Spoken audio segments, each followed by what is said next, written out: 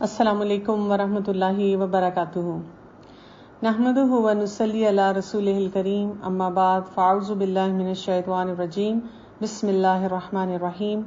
رب اشرح لی صدری ویسر لی امری واحلل عقدۃ من لسانی یفقہوا قولی. بہت خوبصورت حدیث میں ایک پڑھی تھی اور اس میں آتا ہے کہ رسول اللہ صلی اللہ علیہ وسلم نے ارشاد فرمایا، بہترین عمل مومن کو خوش کرنا، اس کا قرض ادا کرنا، اس کی ضرورت پوری کرنا اور اس سے کوئی تکلیف اور سختی دور کرنا ہے. رمضان کے مہینے سے کیسے کنیکٹ ہوتا ہے کہ آپ دیکھیں کہ کتنے لوگ ہمارے ارد گرد ہیں جو پریشان ہوتے ہیں، اسپیشلی مالی پریشانیاں ہوتی ہیں نا. اس مہینے میں لوگ زکوٰۃ بھی دے رہے ہوتے ہیں، صدقات بھی دے رہے ہوتے ہیں، اور پلس یہ کہ کچھ لوگ اکیلے ہوتے ہیں، کچھ لوگوں کے کوئی گھر والے قریب نہیں ہوتے، کچھ لوگوں کو چاہیے ہوتا ہے کہ کوئی ان کے ساتھ فزیکلی ٹائم اسپینڈ کرے یا ان کی کوئی ایموشنلی ان کو گائیڈ کرے کسی چیز میں. تو اب کسی مومن کو خوش کرنا، پھر یہ کہ کوئی قرضے میں ہے، اس کے لیے پریشان ہے تو ان کو ہیلپ کر دینا کہ ان کا قرضہ اتر جائے، ان کی کوئی ضرورت ہے، کوئی تکلیف ہے، اس میں ان کی ہیلپ کر دینا. تو یہ وہ چیزیں ہیں جن پہ ہم سب اس مہینے میں انویسٹ کر سکتے ہیں. میں 13 پارے کے اینڈ سے شروع کروں گی کیونکہ ابھی ہم نے سورہ ابراہیم ختم کی تھی. اس کے بعد سورہ الحجر جو ہے اس کی پہلی آیت 13 پارے میں وہ آتی ہے اور اس کے بعد سے وہاں سے ہم دیکھتے ہیں کہ 14 پارہ جو ہے وہ شروع ہو جاتا ہے. بسم اللہ الرحمن الرحیم. الف لام را تلک آیات الکتاب و قرآن مبین. الف لام را، یہ آیات ہے اس کتاب کی اور قرآن کی جو کہ بہت واضح ہے. جیسے کہ میں نے آپ کو کل بھی کہا تھا کہ جب ہم بہت سی آپ جو صورتیں پڑھ رہے ہیں اس میں ہم لگاتار کیا دیکھ رہے ہیں، بار بار ایسا ذکر آ رہا ہے، قرآن پاک کی امپورٹنس کی بات بہت زیادہ کی جا رہی ہے. ہمیں احساس دلایا جا رہا ہے کہ اگر ہم نے اپنی زندگی کو بہتر کرنا ہے، اپنی زندگی کے مسائل کو حل کرنا ہے تو ہمیں ہر حال میں قرآن سے کنیکٹ ہونا پڑے گا. میں کتنے لوگوں کو جانتی ہوں جو بہت سارے ایشوز میں گھرے ہوئے ہوتے ہیں اور وہ یہ مجھے کہتے رہتے ہیں کہ میرے سے کچھ کیا نہیں جا رہا، I can not get up, I can not do anything. مجھے یا ڈپریشن ہوتا ہے، مجھ سے نماز بھی نہیں پڑھی جاتی، مجھ سے ذکر بھی نہیں کیا جاتا. لیکن وہ بہت سے ایسے کام جو کہ حرام ایکٹیویٹیز والے ہوتے ہیں وہ بہت اوپنلی کر رہے ہوتے ہیں، ان کو باقی سب چیزوں کے لیے ٹائم مل جاتا ہے. میں مانتی ہوں کہ جب انسان کسی مشکل میں گھرا ہوا ہوتا ہے نا تو شیطان اس کے لیے وہ راستہ آسان بنا دیتا ہے. لیکن آپ دیکھیں کہ ایک ایفرٹ کرنے والی بات بھی ہے نا. جب تک آپ قرآن کے ساتھ کنیکٹ نہیں ہوں گے اور آپ ایکسپیکٹ کریں گے کہ جی آپ کو کوئی آسانی مل جائے، کوئی آپ کا مسئلہ حل ہو جائے، تو وہ ہو ہی نہیں سکتا. تو قرآن کی امپورٹنس کو سمجھنا، اور قرآن کی امپورٹنس یہ نہیں ہے کہ آئی نو قرآن پڑھنا چاہیے، نہیں، اس کی امپلیمنٹیشن. اگر آپ کی لائف میں اس کی امپلیمنٹیشن نہیں ہے، آپ کھلم کھلا بہت سے گناہوں میں الجھے ہوئے ہیں اور اس سے نکلنے کے لیے بھی کسی لیول پہ تیار نہیں ہو رہے، تو پھر آپ دیکھیں کہ آپ کی زندگی کے مسائل جو ہیں وہ صرف ملٹی پلائی ہوں گے، وہ ختم نہیں ہوں گے. 14 پارہ اس کے ساتھ ہی شروع ہو جاتا ہے آیت نمبر 2 سے سورہ الحجر کی. ربما یود الذین کفروا لو کانوا مسلمین. وہ بھی وقت ہوگا کہ کافر اپنے مسلمان ہونے کی آرزو کریں گے اور آپ انہیں کھاتا، نفع اٹھاتا اور جھوٹی امیدوں میں مشغول ہوتا چھوڑ دیجئے، یہ خود ابھی جان لیں گے. کئی دفعہ جب ہم ایسے لوگوں کو جو دین کے اوپر اتنا نہیں چل رہے ہوتے اور ہمیں لگتا ہے کہ اپیرنٹلی ان کی لائف میں کوئی مشکل نہیں ہے اور ہم اس کنفیوژن میں اپنا سارا وقت گزار رہے ہوتے ہیں کہ مطلب میں تو بلکہ قرآن پڑھنا چاہ رہی ہوں، میں تو اپنے آپ کو بہتر انسان بنانا چاہ رہی ہوں، لیکن میری زندگی کے مسئلے نہیں حل ہوتے. اینڈ لک ایٹ ABCD جو میری زندگی میں ارد گرد نظر آ رہے ہیں، وہ کوئی بھی کام اتنا ٹھیک نہیں کر رہے، لیکن ان کی زندگی میں ایسے مسئلے نہیں نظر آ رہے جیسے میری زندگی میں ہے. تو اللہ سبحانہ تعالیٰ کہتے ہیں ذرا حوصلہ کرو، ذرا دیکھو، ذرا تھوڑا سا اپنے آپ کو پرو ایکٹیولی لے کے چلو. دنیا میں بھی اللہ تعالیٰ ہمیں دکھاتا ہے کہ وہ لوگ جنہوں نے ایسے فیصلے کیے ہوتے ہیں وہ کامیاب نہیں ہوتے، اور آخرت میں تو اللہ سبحانہ تعالیٰ بہت سی مقامات پہ ہمیں نظر آئے گا، جیسے قرآن پاک میں کتنی جگہوں پہ نظر آتا ہے کہ ان کے لیے کیا کیا مسائل ہیں. اسی طرح آپ تھوڑا سا آگے جائیں تو آیت نمبر 9 کو دیکھیں، بہت امپورٹنٹ آیت ہے یہ. اِنَّا نَحْنُ نَزَّلْنَا الذِّكْرَ وَإِنَّا لَهُ لَحَافِظُونَ. کیا کہا گیا؟ ہم نے ہی اس قرآن کو نازل فرمایا ہے اور ہم ہی اس کے محافظ ہیں. قرآن کی پروٹیکشن کی اللہ سبحانہ تعالیٰ خاص طور پہ یہاں بات کر رہے ہیں کیوں ضرورت پیش آئی ہے قرآن کی پروٹیکشن کی بات کرنے کی؟ کیونکہ اس زمانے میں بھی لوگ کہتے تھے یہ گھڑی ہوئی چیز ہے، اس زمانے میں بھی وہ اس قسم کی باتیں کرتے تھے کہ ہم کیسے مان لیں کہ یہ اللہ کی طرف سے ہے، یہ ڈیوائن اسکرپچر ہے. تو اللہ سبحانہ تعالیٰ ہمیں یہاں یقین دلانا چاہ رہے ہیں کہ ہر چیز پریزروڈ ہے اور یہ سچائی پہ ہے. دوسری بات یہ کہ قرآن پاک کی ایک بڑی یونیک کوالٹی ہے. وہ کیا ہے؟ یہ ایک یونیورسل میسج ہے، یہ ہر انسان کے لیے ہے. جو انسان بھی پریشان ہے، جو انسان بھی گائیڈنس چاہتا ہے، جو انسان بھی سوچتا ہے کہ میری زندگی کا مقصد حیات نہیں مجھے مل رہا، میں لاسٹ ہوں، اور وہ جو مرضی کرنا چاہتا ہے کر لے. وہ میڈیٹیٹ کر لے، مختلف چیزیں اپنی لائف میں ایکسپیرینس کر لے، وہ اسپرچویلٹی کے نام پہ پتہ نہیں کون سی ایکٹیویٹیز کر لے جو کہ قرآن کے ٹوٹل منافی ہیں. لیکن اینڈ آف دا ڈے کیا ہوگا؟ جب تک وہ قرآن کی طرف واپس نہیں آئے گا اور قرآن کے پیغام کو سمجھنے کی کوشش نہیں کرے گا، اس کو کچھ حاصل نہیں ہوگا. اور یہ یونیورسل اسکرپچر ہے، یہ ہر ایک کے فائدے کے لیے ہے. اور رسول اللہ صلی اللہ علیہ وسلم بھی پوری دنیا کے لیے، اب آپ صلی اللہ علیہ وسلم جو ہیں وہ نبوت لے کر آئے ہیں. لیکن ہم دیکھتے ہیں کہ جہاں پہ قرآن کی حفاظت کی بات کی گئی ہے وہاں پہ اللہ سبحانہ تعالیٰ ہمیں اس کے بعد کی آیات میں پیٹرن بھی بتا رہے ہیں. لوگوں کا کیا پیٹرن تھا؟ ان کو میسج ملا، انہوں نے مذاق اڑایا، انہوں نے ایک ایٹیچیوڈ شو کیا، اور پھر ہسٹری نے کیا پروو کیا کہ پہلے جو انبیاء تھے ان کی امتوں کے ساتھ تو یہی ہوا کہ جی پیغمبر نکل آیا اور اس کے بعد اللہ تعالیٰ کی طرف سے ان کے اوپر عذاب آ گیا. پیغمبر فوراً نہیں نکلا، پیغمبر تب نکلا جب the final thing has been done. بس اب اس سے آگے کوئی چیز رہتی نہیں ہے جو کہ سمجھائی جائے. ہمارے لیے بھی اس دور میں یہ بہت بڑا چیلنج بن چکا ہوا ہے. کیوں یہ چیلنج بن چکا ہوا ہے؟ اس لیے کہ ہمارے سامنے اس قسم کے ایشوز آتے ہیں یا اس قسم کی ہمیں لوگ جو ہے وہ باتیں کرتے ہوئے نظر آتے ہیں کہ آج کل کے دور میں قرآن ایپلیکیبل نہیں ہے. یعنی حفاظت میں یہ ایسپیکٹ بھی تو دیکھیں آتا ہے نا، جو اللہ تعالیٰ کے احکامات ہیں، اللہ تعالیٰ نے ہر سچویشن کے حساب سے ہمیں پرفیکٹ گائیڈ لائن دی ہے، پرفیکٹ حساب سے ہمیں ہر چیز سمجھائی ہے. لیکن اب لوگ کیا اگر سوچنا شروع کر دیں کہ نہیں اس میں تو جو ہے وہ چیزیں نہیں ہیں جس طرح سے ہم چاہتے ہیں کہ ہم اپنی زندگی جو ہے وہ گزاریں. تو یہاں پر ہمیں یہ پتا ہونا چاہیے کہ ہم قرآن کے حکم کو نہ بدلیں. جب آپ قرآن کے حکم کو بدلنے کی کوشش کریں گے نا، آپ کہیں گے کہ مطلب آج کل کیسے اپلائی کیا جا سکتا ہے. اور پھر لوگ بڑے آرام سے ایسا جملہ بولتے ہیں، اچھا اگر آپ وہی چیزیں اٹھا کے اپلائی کرنا چاہتے ہیں تو پھر تو ہمیں بجلی نہیں یوز کرنی چاہیے، پھر تو ہمیں دیے جلانے چاہیے، پھر آپ نے نا یہ لیٹسٹ کار کیوں رکھی ہوئی ہے، پھر آپ ایسے کریں نا کہ خچر لیں اور گھوڑا لیں اور آپ اسی پہ جائیں، اور پھر ہا ہا ہا کر کے بات ختم کر دی جاتی ہے. یہ سب باتیں وہ لوگ کرتے ہیں جنہوں نے قرآن کو پڑھنے کی کوشش ہی نہیں کی ہے، قرآن کو سمجھنے کی کوشش ہی نہیں کی ہے. ہمیں یہ پرنسپل ہی نہیں پتا چلا کہ کن چیزوں میں اللہ سبحانہ تعالیٰ نے ہمیں کہا کہ آپ یہاں پہ فارورڈ تھنکر ہو جائیں، پروگریسو ہو جائیں، لیٹسٹ ٹیکنالوجی کو یوز کریں، لیٹسٹ چیزیں جو معروف چیزیں ان کو استعمال کریں. اور کہاں پہ ہمیں کہہ دیا نہیں یہاں پہ فل سٹاپ لگا دو، یہاں پہ یہ حرام چیزیں ہیں، ان کی طرف نہیں جانا، ان سے اپنے آپ کو بچا کے رکھنا ہے. تھوڑا سا آگے موو کرتے ہیں تو ہم دیکھتے ہیں کہ آیت نمبر 26 سے لے کر 44 تک اللہ سبحانہ تعالیٰ نے بہت خوبصورت انداز میں ایک ڈفرنٹ اینگل اور ڈفرنٹ ڈائمینشن سے ہمیں آدم علیہ السلام کا پورا واقعہ جو ہے وہ بیان کیا ہے. وَلَقَدْ خَلَقْنَا الْإِنسَانَ مِنْ صَلْصَالٍ مِنْ حَمَإٍ مَسْنُونٍ. کیا کہا گیا ہے کہ یقیناً ہم نے انسان کو خشک مٹی سے جو کہ سڑے ہوئے گارے کی تھی پیدا فرمایا ہے، اور اس سے پہلے جنات کو ہم نے آگ سے پیدا کیا ہے. اس کا سب سے بڑا ایشو تھا شیطان کا، وہ یہ تھا کہ میں سپیریئر کوالٹی کا ہوں. لیکن یہاں پہ آدم علیہ السلام کی تخلیق کے مراحل دکھا کے ہمیں کیا چیز بتائی جا رہی ہے کہ آدم علیہ السلام کی جو امپورٹنس آئی تھی وہ کس بات پہ آئی تھی؟ جب اللہ تعالیٰ کی طرف سے ان میں روح پھونکی گئی تھی. تو ہماری بھی ویلیو کب تک ہے؟ جب تک ہم اس اللہ کے حکم کے مطابق جو ہے اپنی زندگی گزارنے کی کوشش کرتے ہیں. اگر انسان جو اللہ نے طریقہ بتایا اس کے مطابق زندگی نہیں گزارتا تو پھر کیا ہوتا ہے؟ پھر اس کو وہ چیز حاصل ہی نہیں ہوتی جو وہ چاہ رہا ہوتا ہے کہ اس کو ملے. پھر یہ واقعہ پورا چل رہا ہے اور ابلیس کا ایٹیچیوڈ چل رہا ہے اور ابلیس نے وہاں سے نکل گیا. پھر اللہ تعالیٰ سے اس نے مہلت مانگی اور اس کو مہلت دے دی گئی. اور اب وہ کیا کہہ رہا ہے آیت نمبر 39 میں دیکھیے شیطان نے کیا کہا کہ اے میرے رب چونکہ تو نے مجھے گمراہ کیا، مجھے بھی قسم ہے کہ میں بھی زمین میں اس کے لیے مزین کروں گا اور ان سب کو بہکاؤں گا. قال ربی بما اغویتنی، یعنی اس نے یہ نہیں کہا کہ I'm so sorry اللہ تعالیٰ یہ مجھ سے غلطی ہوگی، اس نے کہا کیونکہ اللہ تعالیٰ آپ نے مجھے گمراہ کیا.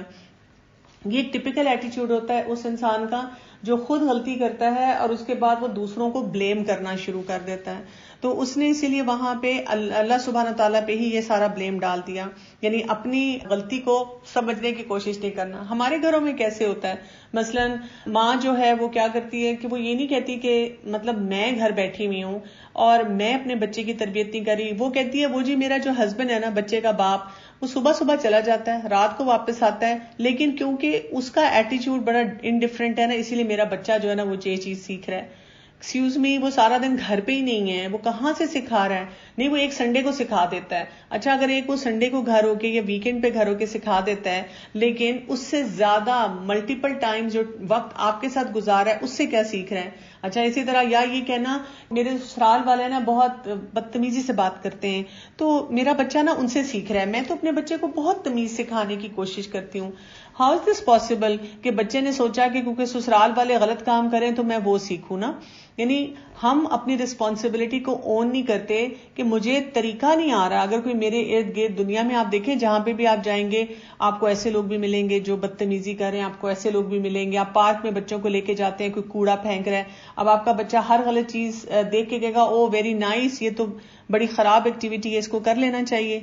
اور میں یہاں پہ یہ نہیں کہہ رہی کہ دوسرے لوگوں کا شیئر نہیں ہوتا, ہر انسان کا اپنا امپیکٹ ہوتا ہے, لیکن ہم اپنے امپیکٹ کو جتنا پاورفل بنائیں گے اتنا زیادہ جو ہے ہم کسی چیز کو حاصل کر سکیں گے یا اپنے مسئلوں کو کم کر سکیں گے. اور پھر اسی وجہ سے اس نے کیا کہا کہ میں ان سب کو ڈیزائرز کے ذریعے بہکاؤں گا, ڈیزائرز کے ذریعے جو ہے غلط راستے پر لے کر جاؤں گا. آیت نمبر 42 کو آپ دیکھیں, پاورفل قسم کی آیت ہے. کیا آ رہا ہے؟ ان عبادی لیسا لکا علیہم سلطان, لیکن میرے بندوں پر تجھے کوئی غلبہ نہیں ہے. الا من اتبعک من الغاوین, لیکن ہاں جو گمراہ لوگ تیری پیروی کریں. یہاں پہ ورڈ آ رہا ہے غاوین کا.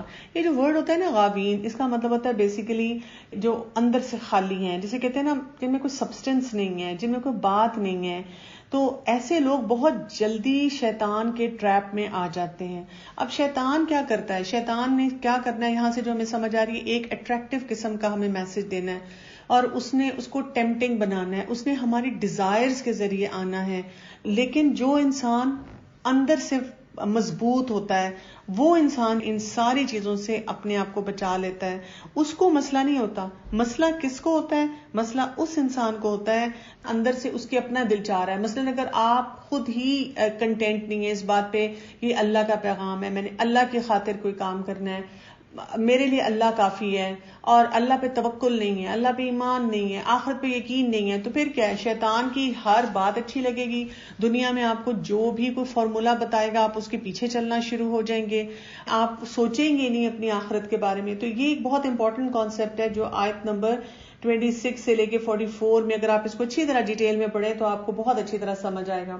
پھر 45 سے اگر ہم 50 کی طرف دیکھیں تو یہاں پر اب جنت والوں کے بارے میں بتایا جا رہا ہے کہ ان المتقین فی جنات وعیون, کہ جو متقی لوگ ہوں گے, پرہیزگار لوگ ہوں گے, وہ کہاں پہ ہوں گے؟ باغوں اور چشموں میں ہوں گے, جنتوں میں ہوں گے. ان سے وہاں کیا کہا جا رہا ہوگا؟ ادخلوها بسلام آمنین, اور وہ سلامتی اور امن کے ساتھ اس میں داخل ہو رہے ہوں گے. اچھا, پھر ایک بہت مزے کی بات یہاں پہ کی جا رہی ہے آیت نمبر 47 میں کہ ان کے دلوں میں جو کچھ رنجش و کینہ ہوگا ہم سب اس کو نکال دیں گے, اور وہ بھائی بھائی بنے ہوئے ایک دوسرے کے آمنے سامنے تختوں پر بیٹھے ہوں گے. کیا نکالا جائے گا؟ وَنَزَعْنَا مَا فِي صُدُورِهِمْ مِنْ غِلٍّ, جو ان کے دل کے اندر غل ہوگا. یہ کیا چیز ہے؟ آپ دیکھیں جیسے دنیا میں کیا ہوتا ہے ہمارے ساتھ, مثلاً آپ بہت اچھا گھر بناتے ہیں, آپ بہت اچھا اس کی فرنیشنگ کرتے ہیں, ڈیکورم کرتے ہیں, جی بہت آپ نے بہت کچھ کر لیا اس کے لیے, بڑے آپ خوش ہیں. اچھا, اب آپ کے کوئی نیبرز ہیں, کوئی قریبی یا کوئی رشتہ دار ہیں اور وہ آپ کے اسٹیٹس کے ہیں یا آپ کے اسٹیٹس سے ذرا اچھے ہیں, اب آپ ان کو ملنے جاتے ہیں تو جب آپ ان کی چیزیں دیکھتے ہیں آپ کہتے ہیں ہائی ان کے پاس تو مجھ سے زیادہ اچھی چیزیں ہیں, میرے پاس تو یہ چیزیں ہیں ہی نہیں, یہ انہوں نے کہاں سے لے لی. اور آپ کی چاہے چیزیں اچھی بھی ہیں لیکن آپ ان کو دیکھ دیکھ کے آپ سوچنا شروع کرتے ہیں. آپ کا بچہ اس نے اچھے نمبر لیے, گریڈ اچھے لیے, لیکن سمجھے اسٹریٹ ایز نہیں لیے. اب آپ کسی کو ملنے جاتے ہیں تو پتا چلتا ہے ان کا بچہ, پہلے آپ بڑے خوش تھے لیکن جیسے ہی آپ ان سے ملے اور آپ کو پتا چلا کہ ان کے بچے کے تو اسٹریٹ ایز آئے ہیں, اب کیا ہوتا ہے؟ آپ کو دکھ ہونا شروع ہو جاتا ہے. دنیا میں ہمارے ساتھ ایسے ہوتا ہے. تو آپ سوچیں جنت میں بھی اللہ تعالیٰ اسی سائیکی کے مطابق ہمیں بتا رہے ہیں کہ اگر آپ سوچیں کہ جنت میں ایک انسان ہے، اس نے اتنی محنت کی اور اللہ نے اس کو جنت میں وہ جگہ دی، اب وہ بڑا خوش ہے، اس کو کوئی محل ملا ہے اور اس کو باغات ملے، ایک دم اس کی نظر پڑتی ہے ان لوگوں پہ جو کہ زیادہ اچھے درجے کی جنت میں ہے. تو اگر انسان کے اندر یہ جو انسانی جذبہ ہے جو دنیا میں ہوتا ہے وہ رہ جائے گا تو کیا ہوگا؟ تو وہاں تو اس جنت کو وہ انجوائے نہیں کر سکے گا. تو اللہ سبحانہ تعالیٰ وہاں پہ کیا کریں گے کہ یہ جو غل ہے نا، یہ جو فیلنگ ہے نا انسان کے اندر، جو انسان کو اس راستے پہ لے جاتی ہے کہ ہائے اس کے پاس یہ کیوں ہے، میرے پاس یہ کیوں نہیں، اللہ تعالیٰ اس ساری چیز کو نکال لیں گے، کھینچ لیں گے اس کو وہاں سے. تو پھر کیا ہو جائے گا؟ ہر شخص اپنی جگہ پہ جہاں پر بھی ہوگا وہ خوش رہے گا. تو یہ خوبصورت انداز ہے جس میں یہ ساری بات جو ہے وہ کی جا رہی ہے. اس کے بعد ہم دیکھتے ہیں کہ آگے تو وہاں پر ابراہیم علیہ السلام کا واقعہ شروع ہو جاتا ہے آیت نمبر 50 سے. ابراہیم علیہ السلام کے پاس کیا تھا؟ جو فرشتے آئے اور ان کو سلام کیا اور ان کی تعریف کی اور ان کو پھر وہاں پر آ کر انہوں نے اپنے اولاد کی جو تھی وہ خوشخبری سنائی. پھر اس کے بعد لوط علیہ السلام کا ذکر آ جاتا ہے اور ان کی قوم کا ذکر آتا ہے کہ وہ لوگ جو تھے وہ کس طرح سے ان کنٹرولڈ قسم کی ڈیزائرز میں پڑے ہوئے تھے، الجھے ہوئے تھے. یعنی شیطان کی بات کرنے کے بعد اللہ سبحانہ تعالیٰ ہمیں مختلف انبیاء اور اقوام کے ایٹیٹیوڈز دکھا رہے ہیں کہ ان کی زندگی میں کیا کیا ایشو ہیں اور کیسے کیسے وہ جو ہیں انہوں نے اپنے لیے کیا راستے جو ہیں وہ چنے ہیں.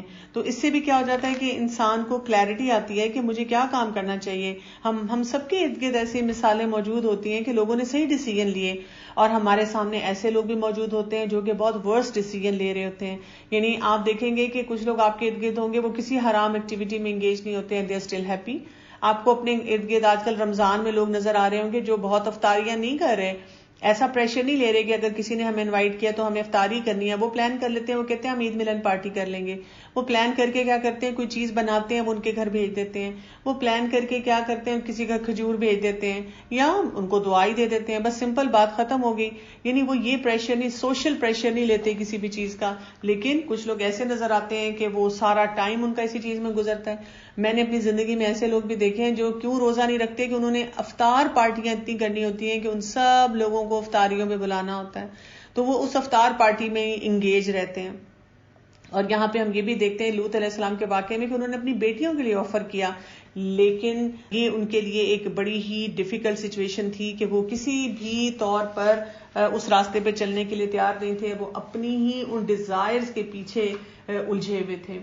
آگے ہم تھوڑا سا چلتے جاتے ہیں تو آیت نمبر 80 آ جاتی ہے اور اس میں جو واقعہ ہے یہ اصحاب الحجر کا، ان کا ذکر آ جاتا ہے جس کے نام پہ بیس کر کے یہ سورت ہے. وَلَقَدْ كَذَّبَ أَصْحَابُ الْحِجْرِ الْمُرْسَلِينَ، اور ہجر والوں نے بھی رسولوں کو جھٹلایا جنہیں ہم نے ان کو اپنی نشانیاں بھی عطا فرمائیں، لیکن وہ ان سے روگردانی نہیں کرتے رہے. اور یہ لوگ کرتے کیا تھے؟ یہ پہاڑوں کو تراش تراش کر گھر بناتے تھے. تو اب ان کا ایٹیچیوڈ کیا تھا؟ کیونکہ گھر بنا رہے تھے پہاڑوں میں تو یہ سمجھتے تھے ہم بہت سیف ہیں، ہمیں کوئی پرابلم نہیں ہو سکتی، پہاڑ تو اتنے اسٹرانگ ہیں. اور جب انسان ایسی چیزوں پہ ریلائی کرنا شروع کر دیتا ہے تو پھر کیا ہو جاتا ہے، وہ یہ سمجھتا ہے کہ میں بہت سیکیور ہوں، میں بہت سیف ہوں اور میں بہت ویل پروٹیکٹڈ ہوں. لیکن یہاں پہ اللہ تعالیٰ اس واقعے کو لا کر ہمیں کیا بتا رہے ہیں؟ کوئی چیز ہمیں پروٹیکٹ نہیں کر سکتی سوائے کس چیز کے؟ سوائے جو اللہ سبحانہ تعالیٰ ہمارے لیے فیصلہ کرتا ہے، یا ہمارا رب جو ہے جس چیز کو ہمارے لیے بہترین سمجھتا ہے اور ہم اس کے مطابق چلیں. کیونکہ جو انسان خود اپنے لیے فیصلے کرنے کی کوشش کرے اور اپنے آپ کو مضبوط سمجھے، کوئی اپنے پیسے پہ زوم کرتا ہے، کوئی اپنی طاقت پہ کرتا ہے، کوئی اپنی انٹلیکٹ پہ کرتا ہے، کہتا ہے جی میں بڑی چیز ہوں. تو آپ کسی بھی بہت اسٹرانگ چیز کو دیکھ لیں. آج کل کے دور میں لوگ ٹیکنالوجی پہ بہت ریلائی کرتے ہیں، سائنس پہ بہت ریلائی کرتے ہیں. وہ کہتے ہیں سائنسز اتنی آگے ہو گئی ہیں کہ we can beat anything, ہم کسی چیز کو بھی ڈیفیٹ کر سکتے ہیں، وچ از ناٹ اے ریالٹی. کہ آپ دیکھیں اسی سائنس کی وجہ سے انسان جو کچھ بھی اچیو کر رہا ہے تو اس کے ساتھ کتنے پیکج آف ایشوز بھی آ رہے ہیں. اور وہ پیکج آف ایشو آپ تب محسوس کر سکیں گے جب آپ قرآن کی نظر سے بہت سی چیزوں کو دیکھیں گے. پھر آیت نمبر 87 سے 99 میں جہاں پہ یہ سورت اب اپنے اختتام کی طرف جا رہی ہے بہت خوبصورت انداز میں اللہ سبحانہ تعالیٰ ہمیں قرآن کے بارے میں پھر قرآن کی طرف ہمیں لے کر آ رہے ہیں. کیا بات ہو رہی ہے آیت نمبر 87 میں دیکھیے وَلَقَدْ آتَيْنَاكَ سَبْعًا مِّنَ الْمَثَانِي وَالْقُرْآنِ الْعَظِيمِ, یقیناً ہم نے آپ کو 7 آیتیں دے رکھی ہیں کہ دہرائی جاتی ہیں, اور قرآن بھی دے رکھا ہے. 7 آیتیں جو دہرائی جاتی ہیں کون سی ہیں؟ سورہ الفاتحہ کی بات ہو رہی ہے. اور سورہ الفاتحہ آپ دیکھیں کتنی دفعہ دہرائی جاتی ہے. قرآن پاک کی ابتدا میں دہرائی جاتی ہے, نمازوں میں دہرائی جاتی ہے, پھر اس کے میسیجز کو ریوائز کیا جاتا ہے. آپ سوچیں کہ ہر وقت ہمیں اس کو کنیکٹ کرنے کی ضرورت ہے جو کچھ بھی ہم سیکھ رہے ہوں.